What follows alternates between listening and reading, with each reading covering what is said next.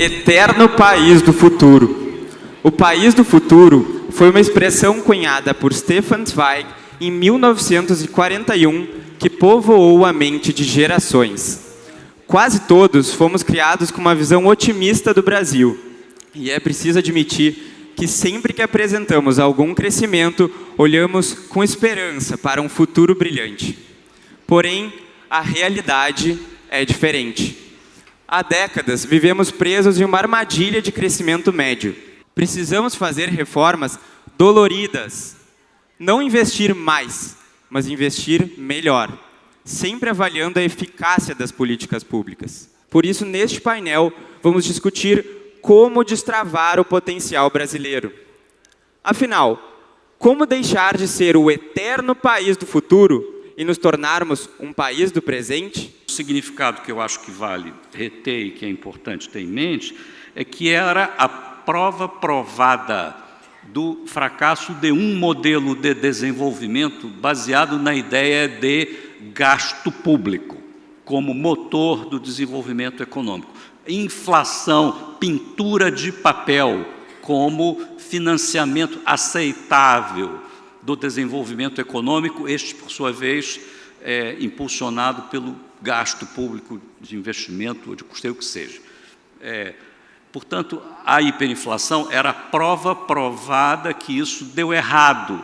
A partir dos anos 80, sucessivas dosagens da mesma droga só produzem sofrimento, mais desigualdade, mais bagunça. Ok? Era, portanto, preciso interromper esse processo. Portanto, primeiro conceito, hiperinflação, tivemos. Segundo conceito, é uma espécie de testemunha da vitória que nós tivemos sobre a hiperinflação, é que hoje em dia não se usa mais a palavra desenvolvimento para falar de progresso, em geral, se usa a palavra reforma. Reforma, diz o dicionário, já é uma ideia de que você conserta alguma coisa que deu errado. É importante ter clareza. Hoje se pergunta para as autoridades sobre o progresso, sobre os planos para o futuro, o que os senhores vão fazer a nível de reforma? Tá? É sempre mudar o que está dando errado. Sim, e deu errado, tanto que tivemos uma hiperinflação, um caos que pouquíssimos países nesse planeta, ao longo de toda a história da humanidade, experimentaram. Foi isso que a gente teve aqui. Muito sério. Tá? E, portanto, reforma é o novo nome do desenvolvimento econômico. Parte do desenho da reforma que estabeleceu o real foi desenhar instituições que fossem robustas para esta mudança. O nome disso é alternância no poder. Em algum momento, aqueles caras do caminhão de som que estão esculhambando o real vão ser governo. É assim nas democracias. O nosso sistema tem que ser robusto o suficiente para o pessoal do caminhão de som vir tocar a mesa do Banco Central e a coisa se aguentar. E está se aguentando. E eles continuam reclamando, tal, mas está se aguentando. Então, o resumo da ópera. A gente tem, nesses 40 anos, 26 anos bons, que a gente cresce bem, não é espetacular, mas é bem.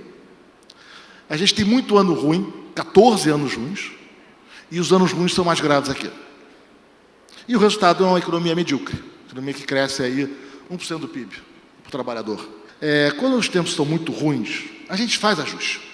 Gustavo falou do Plano Real, mas antes disso, você teve a criação do Tesouro Nacional, teve o fim da conta movimento do Banco do Brasil, teve a abertura comercial que começou com Sarney, teve as privatizações e teve ajuste fiscal.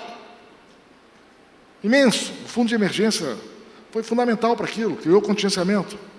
A gente chega com as contas públicas em ordem, o Plano Real. Foi duro aquele processo. Quando as coisas estão bem, no entanto, aí a tentação toma conta. Aí vem a captura do Estado, vem o sonho gigantesco, vem os subsídios, vem as distorções tributárias, vem as intervenções em empresa estatal, em empresa privada. E crescimento de longo prazo é a micro. A macroeconomia, câmbio, juros, inflação, Isso pode dar 1 ano bom, 2 anos bons, 3 anos bons. Crescer 10, 15 anos é que você tem boas instituições, tem empreendedorismo, tem uma agência reguladora que funciona. E com isso você consegue ter ganhos de produtividade todo ano. Como o agronegócio brasileiro tem. E boa parte da nossa indústria não tem. Tem exceções. É um Estado capturado por grupos de interesse, e a culpa aqui está no governo, na política e no setor privado. O setor privado, toda vez que pode pedir alguma coisa, vamos embora, né? Não tem a autocontenção. Então, o primeiro crédito subsidiado do BNDES, dando TR mais 2%, foi para a Volkswagen, eu acho, se eu não estou enganado. Eu acho bacana o Brasil subsidiar acionista alemão, né? Acho que é importante, a gente tem que ajudá-los. A sociedade acha razoável pedir favor para o Estado, né? Toda vez que abre uma brecha, o setor privado corre para lá. Então, é um casamento. E é um Estado que topa, acha razoável isso. Isso gera esses ciclos. Quando a coisa chegava até agora, chegou quase uma crise daquelas que você não volta, né? Não volta durante muito tempo.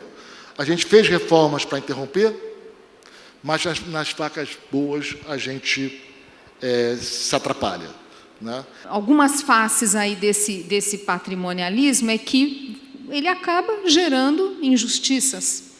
E aí, como resultado, também criamos muitas políticas públicas, muitas intervenções estatais que têm cunho paternalista. Então, quando a gente pega, por exemplo, a nossa Constituição, ainda que bem intencionadas em muitos aspectos, ela cria muitos direitos, né?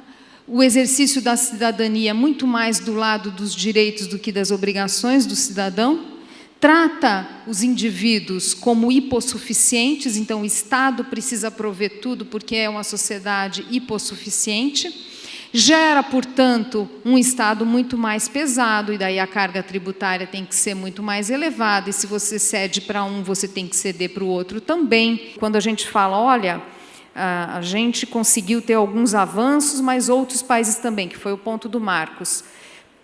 Acreditem, conseguir acompanhar tendências globais, algum mérito tem. É só olhar a nossa vizinha Argentina que não consegue. Então, o que eu quero dizer é o seguinte, nós conseguimos, você fala, mas fez reforma na crise, aqui eu vou discordar, não é discordar, mas fazer um contraponto aqui pequeno ao Marcos. Conseguir fazer reformas na crise, conseguir fazer um plano real, gente, isso é um tremendo valor. É um tremendo valor. A gente pode questionar se a gente não tinha que ser mais ambicioso e conseguir entregar mais os anseios da sociedade, essa sociedade tão diversa, e se a gente não precisaria de um sistema político, então, pensando em reformas, temos um sistema político que consiga traduzir de forma mais justa e eficaz e eficiente os anseios da sociedade em políticas públicas que sejam sustentadas ao longo do tempo e não medidas populistas apenas para ganhar a eleição. É verdade, a gente tem muito a avançar. Então, o debate ele vai avançando. Hoje a gente tem um quadro macroeconômico com muitos desafios, é óbvio, por causa da questão fiscal, mas muito mais previsível, não pode comparar com o passado. A gente saiu de um governo Dilma que a gente não sabia para onde ia o câmbio, para onde ia a Selic, para onde a inflação, para onde ia, né? As variáveis macroeconômicas básicas, a gente não tinha a mínima ideia. Hoje a gente consegue ter uma ideia, a gente consegue ver alternância de poder e reformas caminhando, né? Claro que precisaria ser mais ambicioso.